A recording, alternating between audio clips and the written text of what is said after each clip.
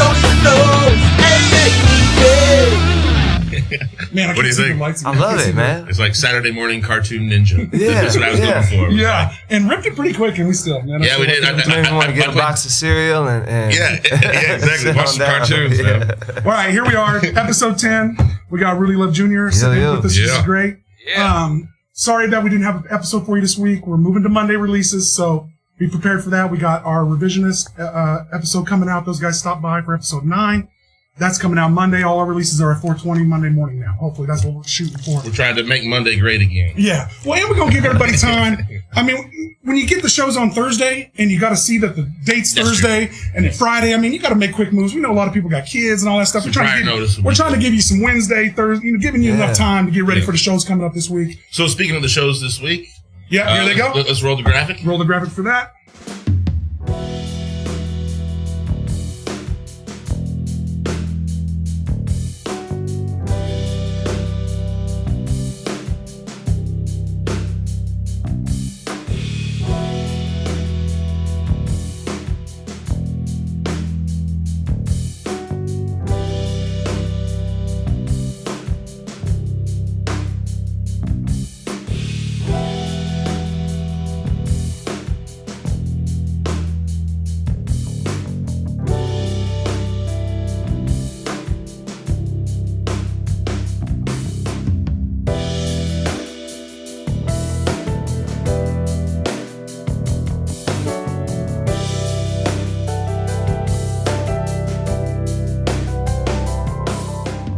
And then that's the graphic. Yeah. Yeah, go see some shows, always. As always, go see some shows. This guy's got a good show coming up tonight, actually. Lively Up is back. Lively Up is back together tonight. This film's on Sunday. Yeah, this is Sunday. Today, what the fuck's the date today? Today we're opening up for Aaron Cam and the One Drops at the Wave. 15. Or at Wave. Nice. Yeah. Man, that's going to be a good show. They are doing a $4 ticket, or not $4, 4-pack for $20. $20. Yeah, $5 a head. Yeah, that ain't shit. That's and if you guys don't know Aaron Cam and the One Drops, killer band out of St. Louis. Yeah. I don't know about them. Probably one of the only other like Midwest bands doing reggae. There's like Heinrichs. There's like 77 Cowardly in Kansas City. Shout out to them. Yeah, but no, you're right. There's not many. There's not a lot of Midwest reggae bands. Well, I mean, imagine that. The waves of grain don't quite surf. But there's one more back. Lively Up is back, so there's one more back. Yeah, so that's cool. After 2 years of hiatus with that. It's been a 2-year hihiatus? Yeah. With our original singer. We're coming back with Brian T. Meyer. Brian T. Meyer? Yeah. Oh, dude. Yeah. I've been seeing him at... What you doing, man? You riding with me? We're going to go... Oh, man, I want to catch that. Yeah, the 15th. Yeah, I want to try to make... No, tonight. Tonight's the 15th? Yeah, it's tonight. Oh, dude, where did time go, man? Work, man. In the middle of May? Dude, I swear it's just May 1st. You've been busy, so... Yeah. And we both been busy. You saw Doctor Strange today again for your second time. I did, man. I went and saw it at the kids yesterday. I loved it. What'd you think? Oh, man. I mean, without spoiling it. That's always the tip line. It was one of the most revealing of the Marvel Cinematic Universe into, like,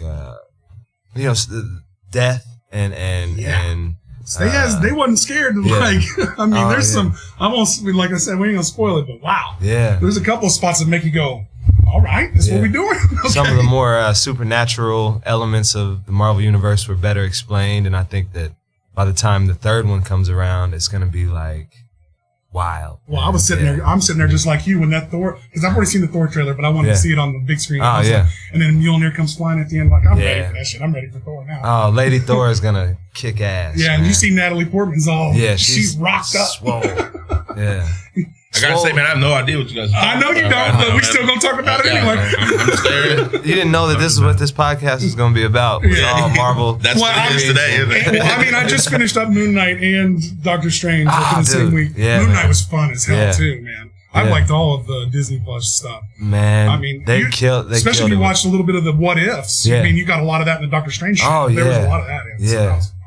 I mean, oh shoot, I was almost about to spoil it again. Yeah, Marvel. Hey, I say watch, if you don't watch anything else, watch Moon Knight because it's so. It's in the universe, and it's detached from the but universe. It's detached, It's not, you don't have to have no prior reference. Yeah, and it's just there's nothing you need frame of reference from any of the other phases of Marvel to watch that. Somewhere along the line, I missed like a couple years of those movies, and now I'm lost. Well, I mean, I ain't gonna lie to you. This is 2022. They all are on a platform that you can watch very easily. Yeah, I'll let you steal my fucking Disney. Nah, come after me for this. Disney, I'll give you my password. You can watch my Disney. That's cool. Oh, they heard. Like, they coming right now.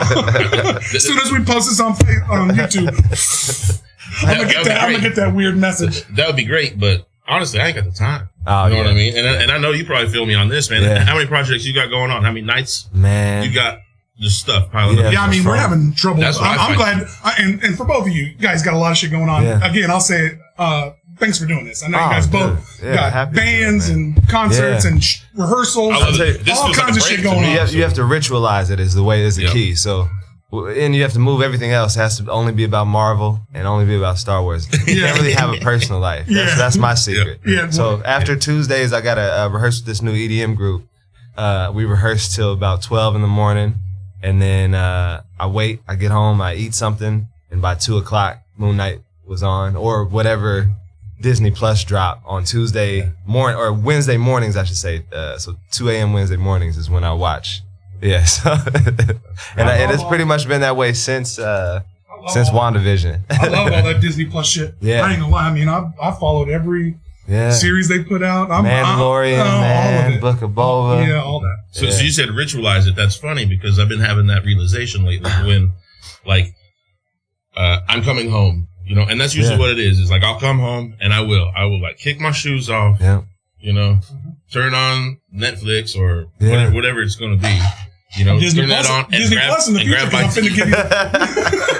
there you go. And I grab my tea. We need some sponsorship. Yeah, right. Disney Plus. But that makes me feel at like home, and now I can be at home. That, right? Yeah. So, but I'm telling you, start from the beginning, dude. I would even do it. I mean, because I'm nerdy about these movies. Like, I'll go back and watch them all the time. I'll do either the way they was put out or the chronological order where you do like the first Captain America one first and then Agent Carter I think is next and then so on. That's it. But I mean, it's fun, man. I like the movies. Find me the time. I'm in. Find you the time. Well, I'll get you the code. That's what it needs. That's what you need. Halfway there. Yeah. All right. If you watch the movies like their shows. That's how I did the Lord of the Rings recently, man. As I rewatched those. Did you do the Hobbit first, or did you start with the Lord of the Rings? Yeah, and I did them 30 minutes at a time, and it was like watching 20 seasons of a show. They like 3 hours. I mean, so you know the Silmarillion. I think they're making the Silmarillion movies. Oh, I don't even know what that is. That's like That's Tolkien's like. Silmarillion kind of established that universe. You know, okay. I mean, I got nothing. So there's actually Silmarillion. Silmarillion is a small part of a larger work called The Histories of Middle Earth. There you go. And if you read that tells you everything you need to know, but it reads kind of like a textbook. So it's kind of hard to follow sometimes, but the Silmarillion kind of makes it more succinct and more readable. And there's lots of cool stories in there, like Beren and Luthien, one of the greatest love stories of all time, you know, shit like that. Man. I really hope they get into that stuff. That's my nerd. Yeah. This is our sound guy, John, always knows some shit. Usually I was ready. We're getting better at this. I was waiting for the pause. I was like, I know John got something. He knows. John got something for us on this. Yeah. See, we were just talking about different strokes for different folks, man. John said, man, I haven't been to a movie in 10 years. But, man, he's got that science down. You haven't seen any of those movies? John, have you watched all them? All the Lord of the Rings? Oh, yeah. I have those. Yeah, well, he was trying to tell me he didn't like it. Oh, man. Listen. No, it's not that I don't like them. Here we go. It's that they disagree in too many ways for me. Well, they did. I'll help you as a guy who likes them to be exactly like the comic books. Scarlet Witch in the new one is not an Avenger anymore. I'm gonna break that third there. She's the Scarlet Witch. Yeah. From what I remember, she was a villain. And Dude, and that's the thing. Like they get a lot of things right. But you know, now the multiverse is open, so really you can just blame everything on that. Well, yeah, that's kind of what they did when they rebooted Star Trek. Oh yeah, with Chris Pine and them, they did where they jump back, where the dude jumped back in time, and now you got two Spocks and shit. Now we just do whatever the fuck we want. Let's do it. No holds barred. That's good writing, man. In my opinion. So when you're not in comic book land, DC land. Do you ever get to play any music or? Man, every once in a while. No, I ain't doing that. That ain't nothing. You don't even do that anymore. No, I'm retired from that game. I'm strictly into sitting in my room and pretending like I'm talking to a camera about. You get away with it. Now we got actual cameras. Now I'm here. See, I'm well rehearsed in this. No, man. I've been doing some music, man. I've just signed on to do this kind of, I would call it like a development deal, a situation where some friends are going to help me with actually, looking at my social media and seeing all the things that I'm doing wrong. Developing social media, get your EPK together. All that stuff, man. So I'm realizing, okay, I have to, delete this stuff and add this stuff. How to approach it. Yeah, hide all the, it's a tightrope. Oh, yeah. Because you don't want, you can't, when you start getting popular, you got to start watching what the fuck you say, unfortunately. Man. Well, you got to walk a fine line. Yeah. We got the saying around here that you're going the right way in the video game when you find the enemies. More enemies. More enemies. Yeah. So you're going the right way, you're going to find more haters too. That's right. And I think that's how it is. Yeah. If you're just doing the same thing, if you're just keeping everything status quo, people are going to be real comfortable with you. Yeah. You know what I mean? And change is disruptive, so it can be perceived as harmful. So when you start changing, but I will say this: the cool thing about that video game is I learned. My dad taught me a lesson is that love it can be a superpower. So I find that any enemy that I ever encounter is really just a friend that just we haven't established that friendship yet. So we look at it like, man, we got this obstacle in our way. I believe it was Marcus Aurelius who said, the impediment to action advances action. What stands in the way becomes the way. So you look at anything that's in your way and it's like, oh, that's just a chance for me to level up. Or learn some shit too. Yeah, learn some shit. Humbled. Yeah. Be humbled a little bit sometimes and learn some shit, and but also keep pushing. The person standing over there has a better perspective of who I am. You know what I mean? Mm-hmm. I'm looking out this way. You know what I mean? Like the people that are looking at me probably have a better idea of who I am than I do. To be honest. Yeah. You know what I mean? Well, and some of them tough berries are there for a fucking reason. Some of them berries are there for a fucking reason, so you can prove yourself. Yeah, and prove that you can do what you said you was going to do. Yeah, right. You're supposed to go that way. You wind up in that corner like, shit. So high, but you learn some shit. Over it. Yeah, but you learn some shit. Of course. So definitely, man. So tell us about what's going on. I know you got the Riverfest shit. It's kind of come about, man. To me, it's like this year. I know Wichita loves Riverfest, and I do too. It's been a thing I've been going to since I was a fucking kid. Yeah. But it's kind of the rebirth of Riverfest this year. This year's great. We've had some fucked up years, COVID, and all the shit everybody's been going through, and I feel for every venue and everybody that's been dealing with that shit. Yeah. But this is kind of the relaunch of we're doing Riverfest like we used to do it. We party and partying for a week. Got war. Well, it's got family stoned. Yeah. Willie Nelson opening the show on Saturday, and we got you and Family Stone closing it on the following Saturday. Government Mule coming this year. Government Mule, man. I'm just saying, they're really knocking it out the park this year. I got a shout out. For 15 last year, I opened up for this group in Winfield, and I'm looking at the thing, I'm like, man, Freedom Affair, that sounds familiar. And they were this incredible band, man, 60s soul kind of sound, man, and they just go. I forget which day. I think that might be the War Day, but they're killing. And then plus, not to mention, they pick some great locals too. Yeah. So the locals are gonna be going hard. I don't know if you heard of this kid Tommy Newport. I haven't. He played up at Vorshay's a couple nights with Enjoy and. Oh, he did. Guys did. Maybe he did it. If he did, I missed it. But I want to say he did. I would love to hear it, but he's got an insane following. And I think have him on, they said he threw his first show. He's living in Augusta or something like that, but he is from overseas somewhere or something. I'm building up his mythos if I'm lying. Tommy Newport. But he said his first show was at Wave last year or something like that, and it was he sold some good decent tickets, but he's got a cool sound, man. I caught him on this show called Colors or something like that. Oh, dude, how tight is Colors? Yeah, it's good. Oh, that's how I found almost all the Dreamville dudes. And a bunch of other random dudes because that Color I subscribed to that real early. And he was always ahead of the curve on new hip hop and new content and stuff, and they kill it. Yeah. And you just come to stand. It's a tight YouTube channel. You should check it out, Colors. You stand in a fucking room that's like a shoebox diorama of a room. It's only got 3 sides, and you stand there, and then they change the color of it. And it's just like boom color, and you just standing there killing whatever your shit is. Right. Yeah, I mean, kind of acoustic, but not really. But real. But yeah, it's real as fuck. It's tight. There's a couple I noticed that was more performative than anything. Yeah. You know, but some of them, you know, it's a real mic that they got hanging. Right. But speaking of that, man, I think that's kind of the wave. That we're going now. You know, it's not really about this raw talent that people buy on a CD anymore. Yeah. It's about like a show they go see in there.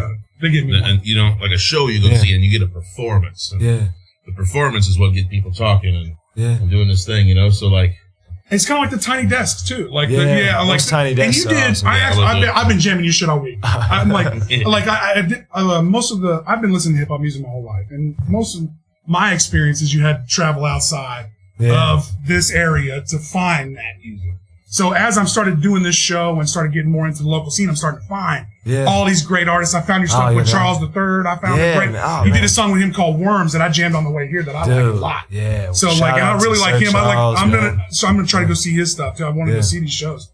But I'm starting to discover some of the local hip hop stuff. Man, they're great, and the local R&B stuff. Because if you've got horns, there's a lot around. You hit me with horns and keyboards, baby, I'm there. I'm there. So like, it's been a real breath of fresh air for me. There's a lot of badass local Wichita hip hop, man. I know. We got like Ballistic, Nick Gibbs, and I'm starting to discover all of it, and I'm happy. Because me, I had to always go to the national scene to find it.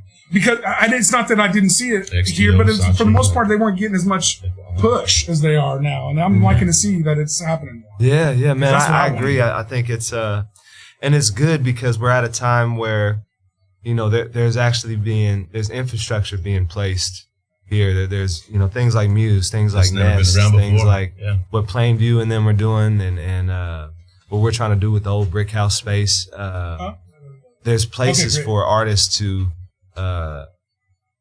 collab and mingle, and you know, there's space for that. So they call it and not just that, not with artists, but also with, you know, visual artists and everything. You know, everything. They call it Republic of Science. We're in here mixing these ideas together, so it's only a matter of time before the wave is just increased. Well, historically, man, after the plague came the Renaissance.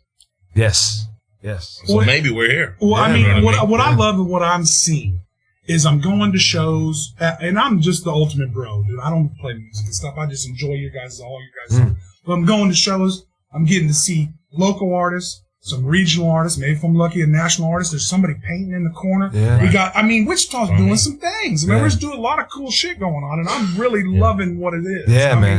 You got all age open mics. You got open mics all over the town. Too, not just the all ages, which is nice to include the non-alcoholic crowd and all the kids and stuff. It's so important. And keep the kids going. Because I even took a couple posters and hung them in my daughter's band room. She goes to CMA way out east, and I got one in Southeast band room. So like, just trying to get all these kids with the music and stuff. Like, Wichita scene is getting cool. That's it. And it's getting all inclusive too. Which I like. I hope so. It felt rock and roll only to me for a long time. It was separated, you know. There were small pockets of things, and it seemed very cliquey for a long time. Yeah, and I feel like those walls are coming down, and everybody is. We've got to kick those walls. 100%. Like with force and aggravation about it. Like why was those walls ever there? No, you know what I mean? That's what we got to really do. Because I've for last year I think I've sat and watched. You know, you guys build this up. I watched bunch of other artists around town, you know, building things up, and I realized that it means that an ecosystem is being formed, developed. We're entering a new space, and older folks will tell you that it's cyclical. It's been, you know, it happens and then it starts to build up and it falls off. I think with the folks that we have in this city, we have the ability to make something that sustains and actually goes forward to the generations after. And that's what I hope. Yeah, you're a product of that. Generations after. Second generation musicians. Pops he said to Uncle Bob, Uncle Bob just told me this, that, you know, his dad carried it as far as he could. Dad went to, cheers. Yeah, cheers. Went a little bit further, and all he asked for us to do was keep it going. Yeah. I mean, that's all. I mean, and that's what's the one great thing about music. I mean, it seems unstoppable. Yeah. It's going to shine through no matter how toxic the situation is, but it really thrives when we're talking about doing what we're doing now. Everybody's but I'm going to tell you where it historically has stopped around this stuff, okay, is because you said it earlier, it's infrastructure, you know, and there hasn't been booking agents, management, record labels. There hasn't been distribution or like any kind of promoters that, you know what I mean? Like there's been a lack of that infrastructure. Find me an entertainment lawyer in town. You know what I mean? Like, I bet he does 6 other kind of law to keep up. And you know, without that infrastructure, our talent doesn't really matter. We got to leave town to go find this. Yeah. You know, we got to build the hierarchy, the top part. We have to keep that top part. I mean, the talent's sitting here. Let's look. I mean, the talent's sitting here. We have to keep that top part here. Yeah. That's what we have to do. Yeah. They're here, but they got to go over there to make their career happen because it's... Well, and also, I mean, these days, the truth is that now we have the ability to, you know, Evan McIntosh, Tommy Newport, I mean, I wouldn't count Arthur Gunn in the same category as those two, but either way, there are artists, so guitar, singer, songwriter mostly. Arthur Gunn, he did American Idol, yeah. Tell me, I don't know. Sorry. Those people, they represent a part of our talent in Wichita. Yeah, that is has the ability to get online, film themselves, do what they do, and you know, let the infrastructure get built around them, and that can be outsourced from anywhere now. From California, you know, like Evan McIntosh, like you're talking about, she went on a pretty decent sized tour not too long ago. She came here to work it out. Yeah. Because they had this in-ear rig they was trying to figure out. They came into our space. Yeah. And see, that worked out. And so that's where we're at now is like we have to look at it like, okay, we have to play catch up because the talent, if I need to, you know, I can make a living by doing this all by myself, but I shouldn't have to. Right, you know, so we're it's about the team, really. Yeah. You know, and I hate that we have to outsource that team. Yeah. And why not bring up some people that you know that your friends that can handle it? Yes. Now it ain't always about you. Hey, listen, friends, you got to carry your fucking weight. You can't just be a friend. You have to actually do some shit when we hire you to do some shit. Like if you need an assistant or we need some shit, like you actually have to pull your weight. I'm going to you first. But the idea of building our community up, you know, with opportunities. And keeping it here. And keeping it with your set, too. People that you trust. Yeah. I mean, how hard is it to find anybody that you fucking trust? It's hard. It's really, it's really hard, man. It really is. To find somebody and the more times we get burned, it gets harder. You know what I mean? So you always hope for the best with people that you know a little bit about and hope that they can live up to what they say they're going to live up to. Yeah, man. And if they do, one of my favorites, and then if they do, like what we're having going on in our podcast, Aaron's built us a really good team that's going well. Yeah. So, and when people meet the expectations that you want, everything goes well, and everybody feels good about it. I mean, and it's such a wonderful thing to see. I mean, just you know, I can tell from you know this podcast, man, these other podcasts around town that I've done, to watch the team work. You know how you guys, when I walked in, you guys setting up things, everybody knew what to do, and it's just such a beautiful thing to see because. It reminds me of the direction, you know, the direction I'm taking and scaling back and trying to figure out how to do this better. Right.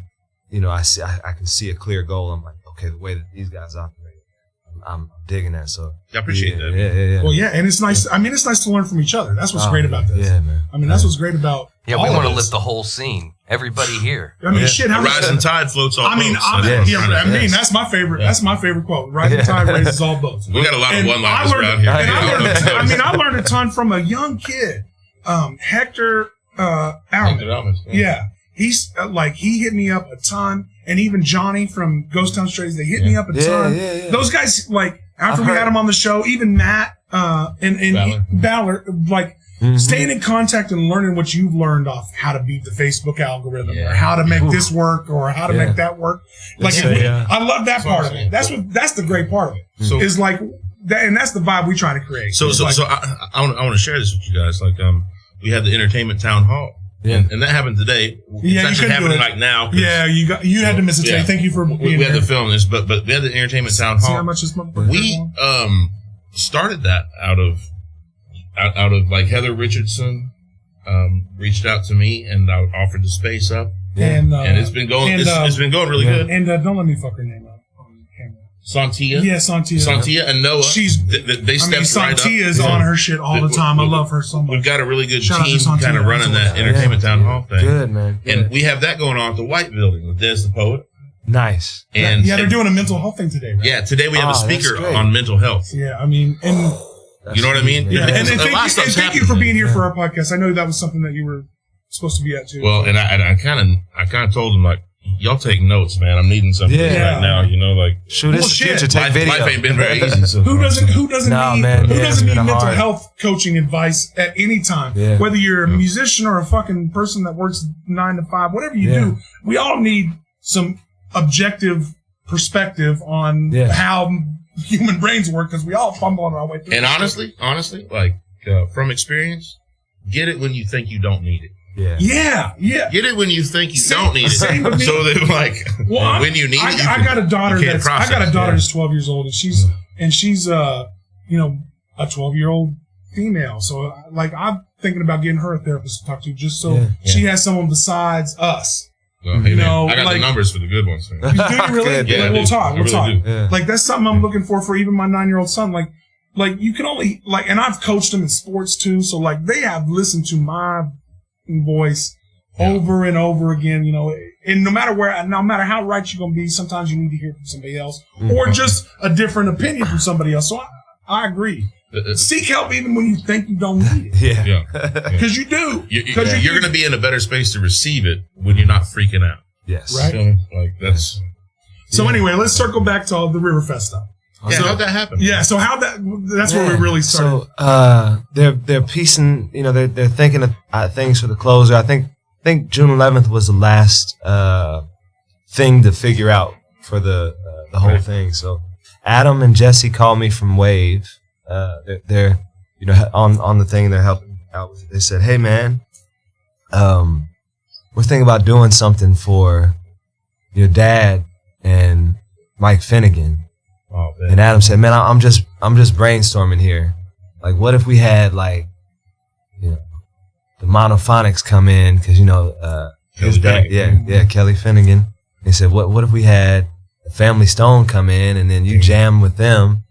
And I ain't missing that. And I'm thinking, all this sounds great. Yeah, he said have the Love Family Band open up the show. I was it's just getting better and better. Yeah, this just keeps getting better and better. So he's explaining a fever dream to me that I've had, and getting the headline, one of the biggest concerts in your hometown. Oh, dude! Yeah. I mean, let's be honest, Riverfest. No matter whether it's a huge like $100 bill, honestly, they should charge $50 for it.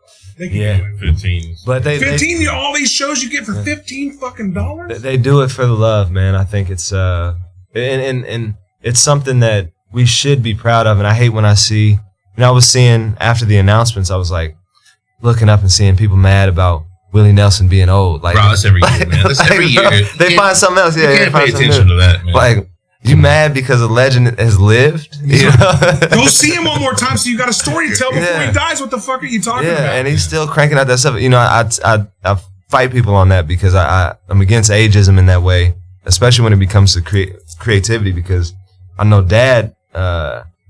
Until he hit his last week and a half, his roughest part of his life, he still was worth just as much as the 18-year-old kid that got songs stolen from him, So he his intellectual property was just as valuable as an old man as it ever was as a young man. So I hear like, oh, they got nothing but bands for old folks. It's like, no, they got that's not it. They got people that can change your life if you go and listen to it. If you really look at the set list, they don't have that. It's not right. No, it's not. It's inaccurate. Yeah, you're inaccurate. You're not really looking. Floozies, yeah. And to be honest, if you want to throw stones, Willie Nelson released an album this year. Go fuck yourself. Go fuck yourself. He has new content this year. Check his kids out too. Yeah. Lucas is bomb. Lucas. And I've been like educating on myself on your dad and their band and you like for the last since you agreed to do this. Since we started this, we talked early, and then now you agreed to do episode 10. And like, I've been educating myself on this all for the last few weeks, and I've realized that you guys have been. Your dad released music up until like he had 2020 was one of his last few songs. I'm gonna tell you what. I mean, he had stuff released right up until we put out that stuff with Ill. He still got records that ain't released. Yeah, 2021, right around the time of his diagnosis, we went into. Jason Catlett had Magnitude. Was that the Brick House location? Brick House location. That's a good studio. Yeah. Shout out to that. They doing some more stuff with it too. But back when Jason was running it, it was just as smooth as ever, man. And I brought Dad in there to record. So Play On is his latest release with me. Yeah, I listened to that on the way here today. I listened to that. And that was what, January of 2020? 2022. 22. Yeah, that was this year, yeah. Oh, that was this year. But we recorded it last year, and we still got 2 more in the can. Yeah, and then he's got about 15 records that are about to get released with Ill Naughty, which is a cat that just moved to town. I got to do a shout out to my buddy Ill. Yeah, shout outs. He produced for like Lauryn Hill and Wu-Tang Clan, Nas. Look, get him on our podcast. Help us out. I got you. And he's had records with Dad. They've been, Dad would take a trip, and when I was old enough, finally, I think my first trip was 2007. We've been recording music that's gone unreleased since then. Right, so we've got, he's got about 20, 30 songs. So are you the owner of all that? Well, I wouldn't call myself the owner. I think it's the trust, and my Uncle Bob helps me with all that stuff, and my brothers and sisters. So you get to so you guys all work together on trying to put it together and it's release a democracy. it. That's awesome. Yeah, I think, awesome. And I mean, we all realize that, we kind of realize something that not a lot of folks realize about music, is that it's going to the place where it's going to be free. It's already free. It's very close. It's all. I mean, it's all advertising dollars. I would love to just give it away. That's what that's what you're doing. Well, you're really that's essentially what we're doing. I mean, honestly, in this day and age, unfortunately, even like with maybe if you have something even from the 70s release that you have old tracks, like your biggest monetary vein is dropping it and hope a bunch of people see it, so I can sell advertising dollars. Oh yeah. Right. I mean, I do. I try to download and subscribe now that I have a show. So I'm trying to download, subscribe, and get everybody's stuff that's around town, and your stuff's all on Apple Music. That's helping me. Yeah. So like, and you pick up all that stuff. I mean, that's really all you can do to help. Yeah. So real quick, talking about like Apple Music and stuff. Where do we find your music? Yeah, it's all over there. But man, I tell you, the thing I'm realizing now is that as I'm gonna start pulling some music down, which is it'll anger a small amount of people. Are you going to try to like pull it and make it exclusive on a certain platform? Yeah, I'm going to make it kind of almost hard to reach. If it's the earlier stuff, it'll probably have to be a NFT type situation. Right. But that's huge now. Yeah. Well, and I think about the idea that like when someone passes away, like for instance when Dad passes away, people want his music even more. And that's true. The important part about it was not what he created; it's what he had the capacity to create. His legacy. So I look at myself and I think, well, man, I'm gonna keep writing songs every single day. There's something new that comes to me. The creativity does not run out unless you hit your walls and stuff. But it's like walls and then floods, man. So where I'm at with it is like you said, like free.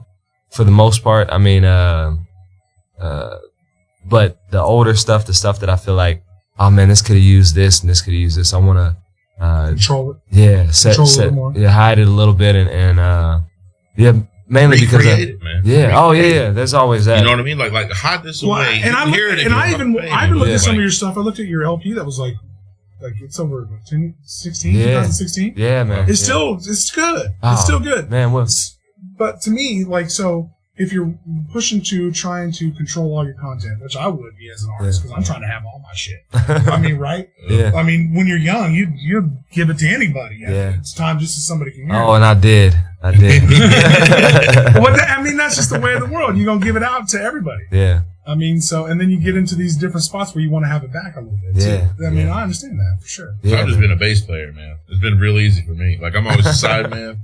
And that's real easy for me. You pay me $100 to, like, you know, but 300, 500 sometimes I make. Yeah, I was going to say, even that has such a huge indiscrepancy with the highs and the lows of your value. And your value goes up. You know, I learned about this universal law. As soon as you start dating someone, that's when everybody comes out. 100%. Ain't that funny? or not even when you date someone when you don't want nobody. Yeah. When you're trying to just like work on yourself. Yeah, or you know that old shit. I'm off the market. Yeah. Well, for whatever reason, I'm off the market. So or you act like you don't want somebody. Here they come. Supply and demand. So it's interesting how that goes because, you know, and I know you can attest to this, you see some of the most talented musicians taking a $50 gig.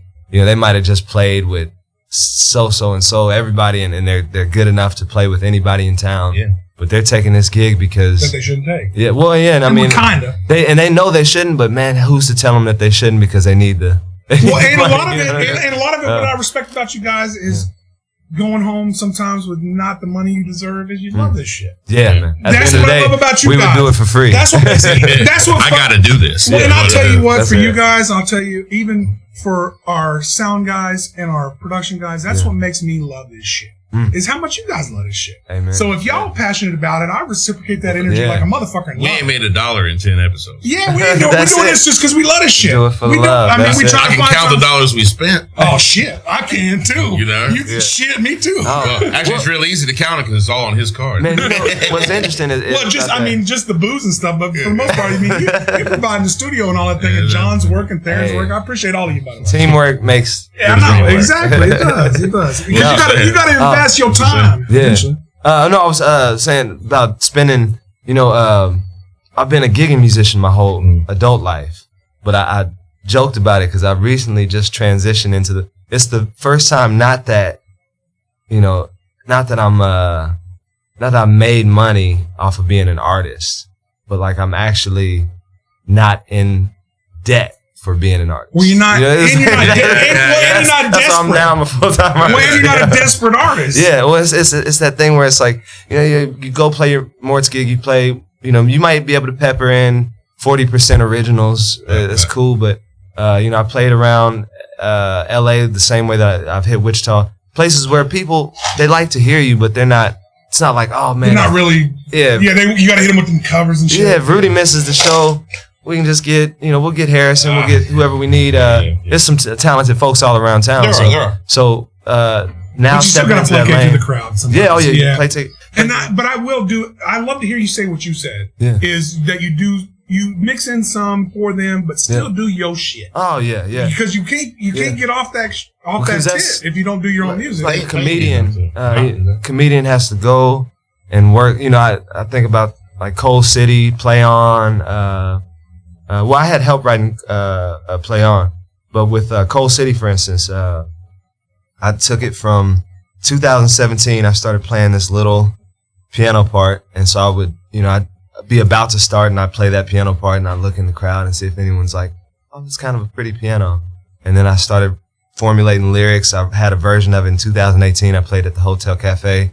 It doesn't sound anything like the version I have now, but I tried it, kind of failed, went back. And so it wasn't a process of like, it was interactive. I would say my songwriting process with that. And that's how we got to do it. A lot of times people don't realize that there's a lot of trial and error with just the development of the song. Oh yeah. This is what I wanted to ask you with your song created. You say you got songs in your head all the day, and they've said the same thing to me.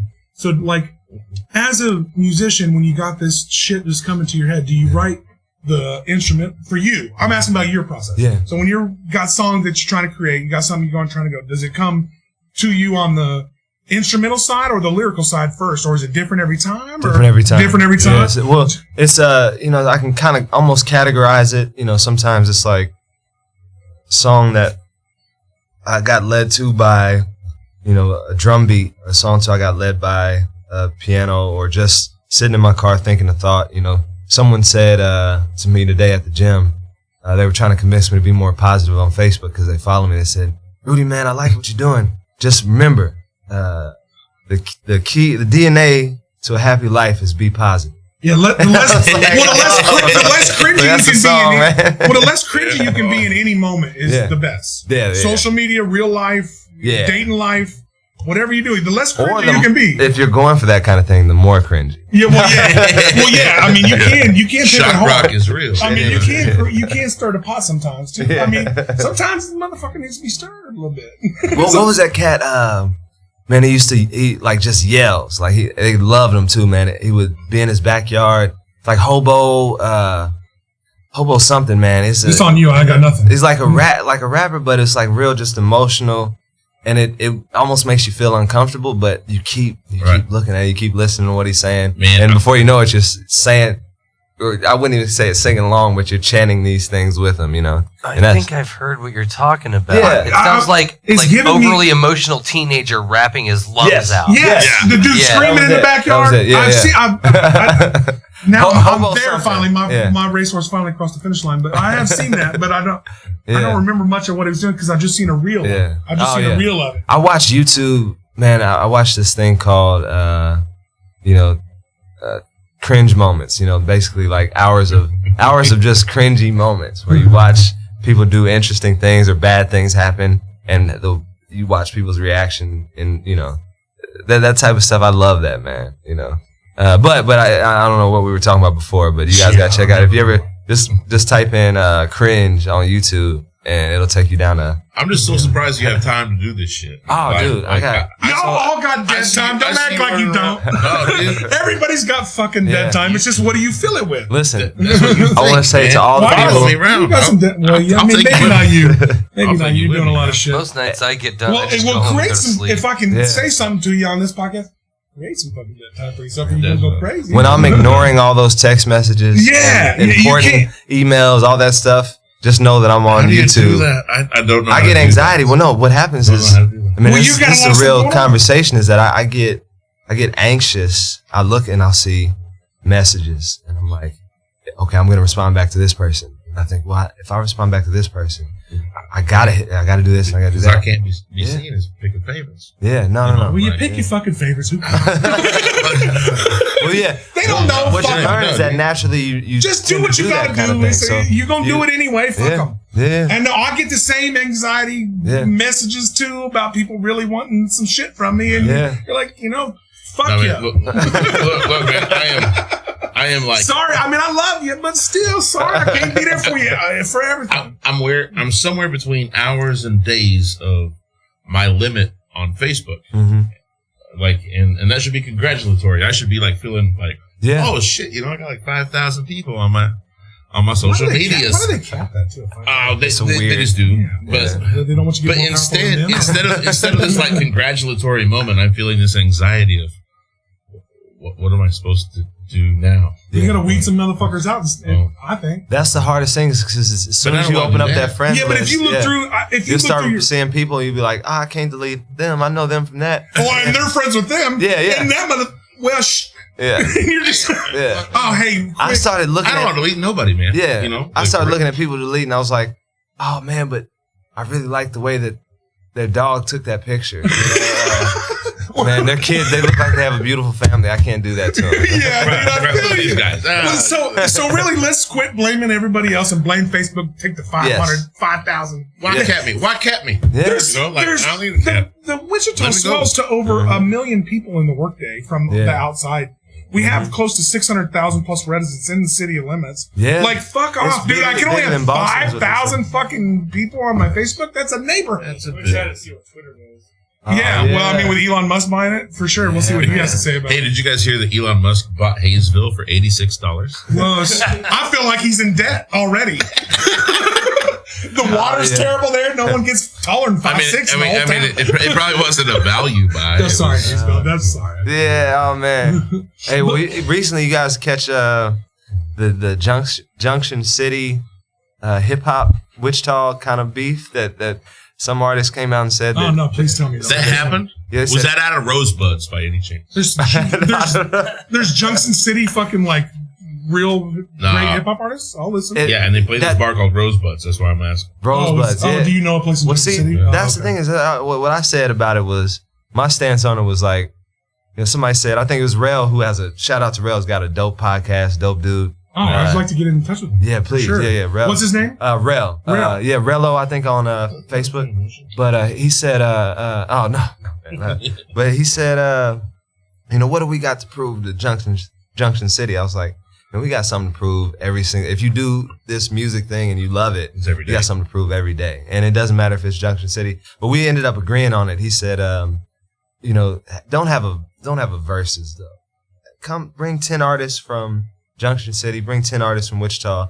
Let them cats know that there's stages here in Wichita for them. Yeah. So that and when do we like go a that concert way, of all 20 artists. That's what I'm saying. So, yeah, why not? Like a more like not aggressive. Yeah. Feel to it. But you can still get up there and try to kill it for your your town. I get you. City now. Yeah, you can still kill it for your town, but like we'll keep the hardness to it. But you can still like everybody can get the money. Right? Yeah, man. As Muse, we recently did that with Oklahoma City. A friend of mine, Nathan Underwood. That's right. Yeah. No relation, but Nathan Underwood, right? But so we sent down Nick Gibbs, Sache, FYI. We sent down a couple artists down there. I love those guys. And we took like a good percentage of their showcase they were doing. It's Unwired Records in Oklahoma City. Nathan Underwood. Shout out to them. Yeah. Shout out to them. Definitely. Thanks for facilitating. And we did that, artists. man. And he was so gracious. Yeah. So gracious to our people. So man. we owe that to out of state artists too to do the same shit. No, like what you're saying. We're gonna do it. We're gonna do it. They're gonna come up here and we're gonna show them around. Yeah. That's I think that there's luckily, man, I'm gonna be shouting out Adam and Jesse Harkey because they're like my guardian angels with everything right now. They have implemented an idea about that very thing to help facilitate these tours. It's like stick. Please. They said stick these artists with these artists, artists from Wichita and artists from Columbus, Ohio. Have them work together to you get to build off each other's fan base. Yeah, you serve as ambassadors of. It's really opening up scene. pipelines. Yeah, it's similar to what we're doing here. You get to build off each other's fan base. If we're you come from this guy, you get to find out somebody else that you might love too. Yep. And you get to see people from outside of your local area. But I also have to say that's this awesome is that yeah, man, I agree. I have to say that we're not all on that same page of even what we want to do. Like a lot of us want to play music. Well, we don't really want to tour. We don't really want to do that. I hear that. Yeah. You know what I mean? Yeah. Like, not everybody. Some people got families and shit. That ain't easy for everybody. That's what I'm trying to say. That's what I'm trying to say. I get it. Some really great bands. They don't want to go tour, man. They got kids, and they got a job, and their job kind of pays for their band. Yeah. A lot of people That's why they're sandbagging me for $300 a night. Well, that's whatever. You're right. You're right. No. But I mean, how many people? And it was nice to hear you say that you not happen to be a gigging musician anymore. You get to be an artist. I mean, I know that to me that's not a cringy statement. I'm happy for you. I said that. I'm happy for you. And I went to a gig.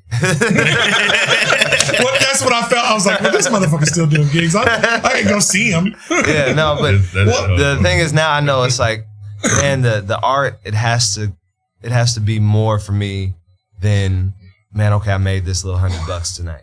It's got to be more. And I realized that a long time ago, but I've slowly been solidifying that idea in my mind as time goes on. And rather than having like a moment where I just say, man, I'm tired of music. Fuck music. I'm quitting and I'm selling insurance.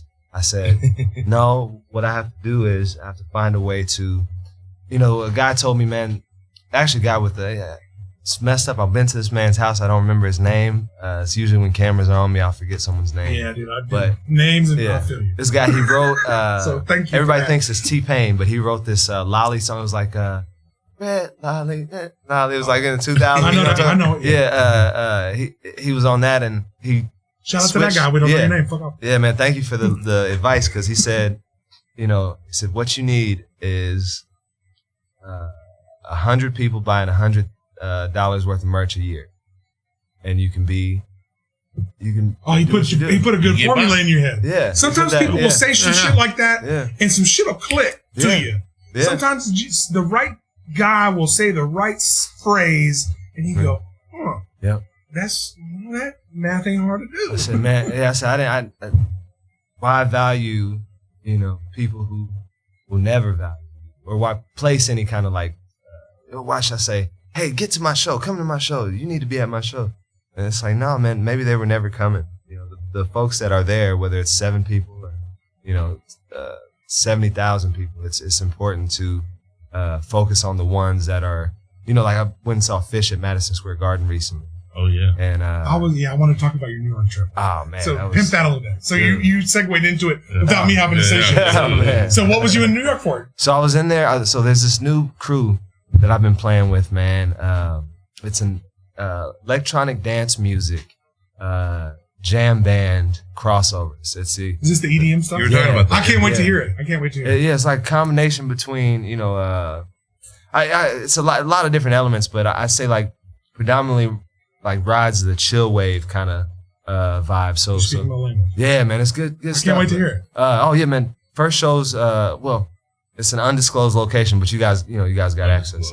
28th. After this. Yeah. Inside information. Not on camera. Maybe you get a T-shirt or some shit. Figure it out. but yeah, man. So we were there doing some recording at Flux Studios, which is. I followed your shit the whole way. Man, it looked like a fun trip, man. Dude. It was out of this world, man. I was on a rooftop of a penthouse singing to supermodels. I saw you. I was like, this motherfucker living it up right now. Yeah, living my best life. So when you in them moments, for all of us, that's when you don't get to post no cringe stuff. Okay. Okay. When you living in them moments, when you back here, we all live with the same bullshit. But when you in New York on a rooftop jamming, it's hard to be mad. But it's when I'm there in those moments that I feel at my cringiest. Well, it's imposter syndrome is what that's called. That's what it is. Yeah. That's what it's called. Yeah, it's like, what am I doing here? Well, do you feel? And I will tell a lot of musicians, you guys all deserve to be in the spots that you are at, or you wouldn't fucking be there. Man. And it's very hard for you to have. And I see it because a lot of you guys have this. A lot of artists have this really confidence issue, and don't. Like, you guys are very confident people, but not about your art. Yeah, well, I learned about that, man. I tell you, I'm using people's quotes and shit, and I didn't read their books. But, that 10,000 hours thing that they talk about. Becoming a master. Yeah, it is. What they don't talk about enough is that when you reach the 10,000 hours, you've developed your inner critic so much so that you can't turn it off. So, that ain't wrong. People hear. That ain't wrong at all. They hear, you sounded so good. You hear every moment where you could have done better. And I get that from a lot of artists, from you, even from Theron and John doing sound and light. I tell a lot of artists, you guys are so passionate and so meticulous. Yeah. Oh man. Believe it or not, none of us give a shit. None of us hear it. We don't hear the fuzz. We don't hear the time you missed. You just don't know you're hearing it. We don't. You can care. hear it tight as fuck. We did not hear the wrong chord. We did not hear the wrong key. We did not hear it. But so much of this ain't about you. Yeah, you know what I mean? It ain't about you. It is what I hear is I hear. That's why, because I'm in a bar, I hear a drunk asshole telling me how great I am. Mm-hmm. Oh, yeah. And now I can't trust you because you fucking drunk. You don't even care. Well, none of us know. You know what I mean? And then you're just trying to butter me up. You didn't even listen to my set, but you're going to tell me how great I am. What gets to me. That's not always fake. And there is some fake. Well, it depends. I mean, you got to weed through it. The thing I found, is that it doesn't, for me, it transcends the cat at the bar telling you did good.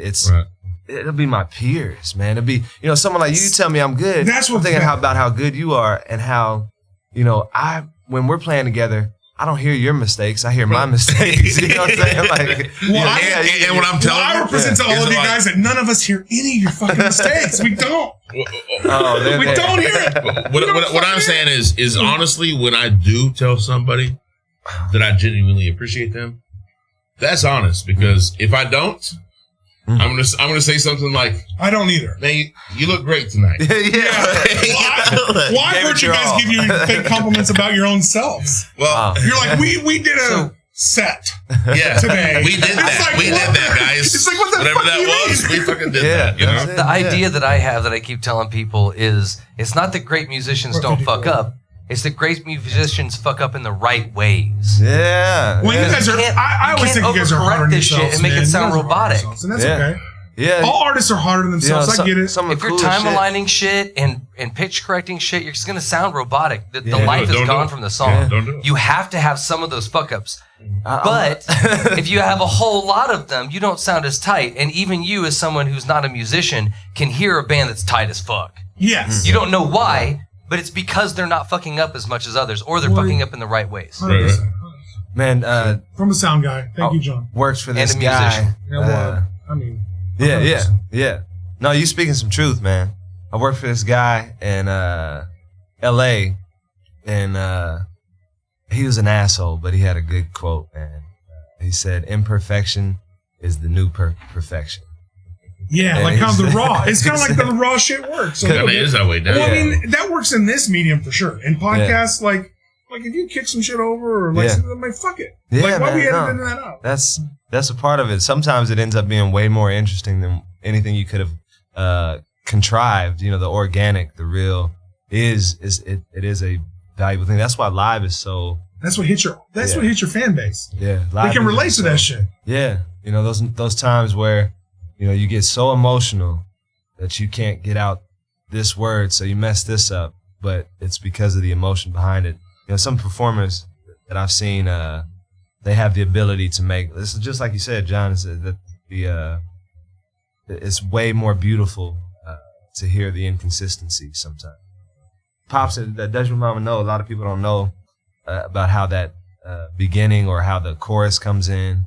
Uncle Tyree and Dad told me one time, said, "Man, we messed up. We just had to edit that, and it ended up sounding cooler than what we could have." Yeah, kind of like a failure that turns into something great. Happy mistakes, as Bob. So, Ross like, would say. does chorus come before verses sometimes, or is it, like I said, always just random? It depends what the song it's needs. organic. Because everybody's looking for I'd the say great song hook. needs. Everybody's looking for a good hook. It don't matter what music industry you're in. Imagine being in a movie and there's a motif, and what you're doing when you write a song is Frankenstein and just the music of your life. The melodies, because it all circles back. I tell you, some of the songs that I have now are monsters that I've been creating. Yes, I've been putting together with clay for. You came out with that hook 12 years ago. Yes, and it's been waiting to meet the verse that it needs. It's been waiting to meet. Yeah, that's. Or the verse just became the hook because I figured out a different way to say it.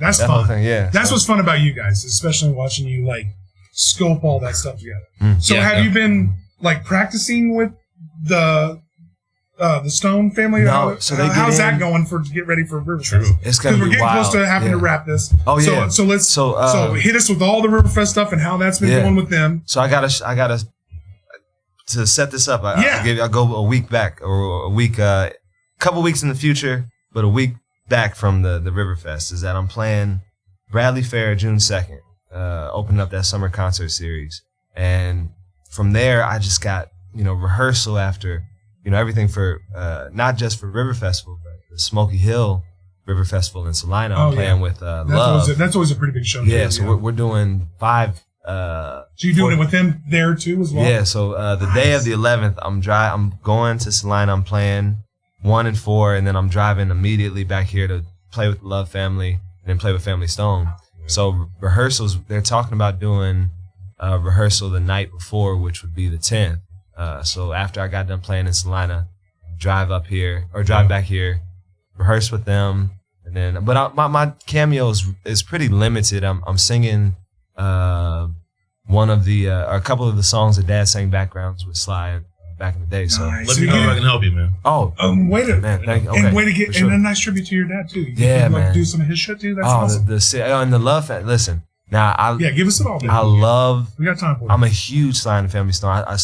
Sly's like an uncle to me, so I would never say anything negative about that band. But you got to make sure to make it to the Love Family set because they When's are. that? That's 6, I think, is when we start on the same day. It's on both the Saturday, Saturday night. Yeah, so, Michaela on drums. So so Michaela's in Texas. I reached out to her, but she's so good. I love her. That's the second Saturday of Saturday of Riverfest. Yeah, is their set starting at 6? Yep. Starting at 6. So the Love Family starts, and then we're gonna do Monophonics and then Family Stone. Yes. It's just gonna be so good. Yeah. Well, And the then- Riverfest. Keep going. The Love Family, Rudy Love Music Fest is gonna be at Wave July 22nd as well. So if you Dude, miss every show you got coming up, let us know. Let us know them all. For sure, man. And it's been a real pleasure, man. I think that you guys are doing a great thing, and I think the more cross-pollination we have of these type of things where, different musicians and podcasters from different camps are, co-mingling, man, we're just going to come up with some cool shit. So we got... Don't pimp us, man. Pimp you right now. Let's run through it one more time. Yeah. And we'll let him pick up where I fuck up. We got the second Saturday of Riverfest with the whole Love family starting at 6, and then you got Rudy Love Jr. in the Family Stone after that. Yeah. And who else is with that? Who else is Don't put me in front. It's Family Stone featuring Rudy Love. Hey, this is our goddamn town. We're going to put you first. I'm going to say it the way I want to say it. That's how we support love. That's how we... and who else is in that show? There's one person else. Monophonics. Monophonics, thank you. Monophonics. And then you have another... and then all the shows you got coming up with you. May 28th. Yeah, do them all. I got to say that is Orpheum. It's with the Caves and... man, I forget who else is on the bill, but it's for Jed Bowden.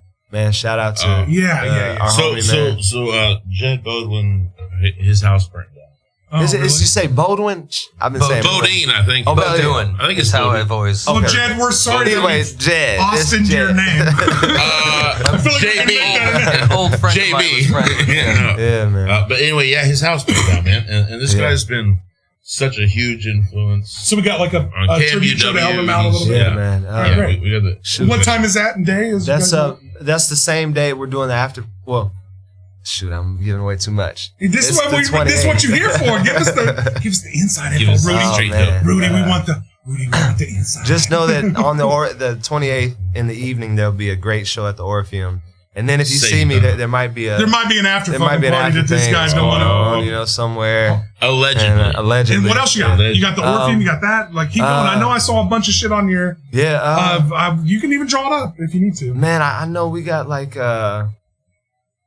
got Juneteenth, which I'm really excited about. That's June 17th. I've been seeing some stuff about that. And I'm hoping that this is just a precursor to us doing the Black Arts Festival in September. Oh yeah, you'd be.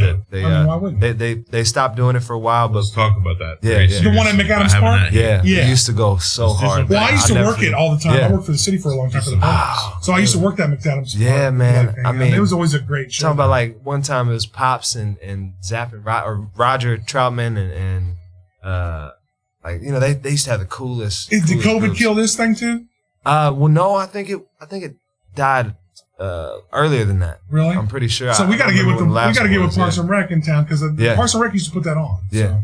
We got some good people at Parks and Rec. Yeah, we do. Good. We do. We got some good people all over the city. That makes me think of Leslie Knope and yeah, right. Oh man, Chris Pumpley is my guy. Dude, no, he's talking about fucking Parks and Rec, the fucking TV show. Dude, Okay, that's what he's talking about. He's talking about Leslie Knope. I'm talking about like no, but Chris Pumpley, that's a good cat, man. Yeah, he is a good guy. Yeah, but anything like that, like I feel like even though, again, to circle back one more time, and we'll get close to ending this. Yeah, we're relaunching fucking Riverfest, and I'm glad for you being a huge part of that. Oh, dude, I mean, because you're a big part of this town. You're a huge part of this city's music. You're one of my favorite parts of the city. Keep putting horns and keyboards and music, and we're gonna be friends for a long time. That's how easy it is. Keep bringing R&B to Central Kansas. Yeah. Hey man. I mean, you ice skating uphill in this town, but you make live local R&B in Central Kansas. Yeah, it's gotta happen. But you know, one thing that Sonita said that I really Sonita. See? Yes! No, it's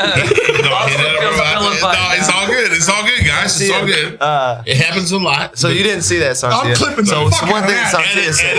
No, don't edit that. I'm clipping that. Don't fuck my shit. Man, don't do that, man, because I got dyslexia, so I can just be like, listen. Me too. Me too, dude. The older I get, the worse this shit gets. Yo, when I moved to Hollywood, there's a street called, it's clearly Cahuenga, But man, I'm staying on Chowanga, just because I kept moving the A and the H. Like, dude, people look at me like, dude, the older I get, the worse my dyslexia is. I ain't gonna lie. And a lot of the folks that I interact with, we'll talk, almost every day, but it'll be on Facebook where you're just reading the name. You're reading it. You read it wrong. Right. It's like, dude, yeah. Dude, I ain't gonna lie to you. I'm gonna admit this online. I'm gonna admit this on our podcast. Wale is one of my favorite artists. I call that motherfucker Wale. I called him Whale because I only saw his shit on Apple Music. I'll give you something worse, bro. Dude, and I had somebody burn me to the ground. Yo. They were like, "You talking about Wale?" I was like, "Yeah, I'm sorry." Yo, I've been calling Tame Impala Tame Impala. Because one time I thought I saw a thing on the E and was like, "Oh, it's Tame. Okay, cool." Well, I still don't even know Semino. Is that how you say his name? Possibly. I mean, I'm not even sure. The motherfucker's one of my favorite artists. I can't even say his name right. Yeah. So no, that's why I like people with just letters. Yeah, or Rudy Love Jr. Shit ain't hard. Like Rudy Love and Jr. I can fucking make that work. Although we had 2 Joshes on last week. Fucking easy for me. Josh Square. Oh yeah, Josh Square. That's so easy. Man, anytime I'm talking to like a cute girl or something, though, I'll say, "Oh yeah, my name is Rudy." They say, "Oh, Ruby. Okay, cool. Your name is Ruby." Yeah, Ruby. Maybe because I mumble or something. Well, like that, it's the loud bar shit most of the time. I mean, it ain't like you talking in a coffee shop. Yeah. Well, all right, let's wrap it. Oh yeah. Cheers. I appreciate. I'll give you all the avenues to get to Rudy's and his dad's music. I mean, I'm telling you guys, I've been jamming it all week, and it's been fucking fabulous. I had the pleasure of jamming with your dad on the Lacey Cruise. Yeah, man. Campaign. I did that. It seems like we're about to do a part 2. Let's go. Lacey was just talking to me about that. So Lacey's awesome. Yeah. Lacey do our podcast. I do. Okay. Because I know, she's got we got to get her reelected, man, in November. 100%. Yes, we do. Yes, 100%. Anybody she has been an advocate. Well, let's have her on to help her get her reelected. I would like that. I'd love to have her on. Love to have her on. She's one of the. She's great for this town. Yeah. People that are great for this town, like DJ Carbon and her and all them, James, all them dudes. People help. We need those people. Guys, we need them. If you like what we're doing, please like and subscribe. Yes. Please share us. I don't know what you can do. Do it all. Click the buttons. They ain't hard to click. And click all of Rudy Love Jr. shit too. If you can pimp us, please pimp us. Thank you and good night. I appreciate you. Thank you, Rudy. Thank you. Oh, man, thank y'all, dude. Blast. Shout out to Pinky's Records.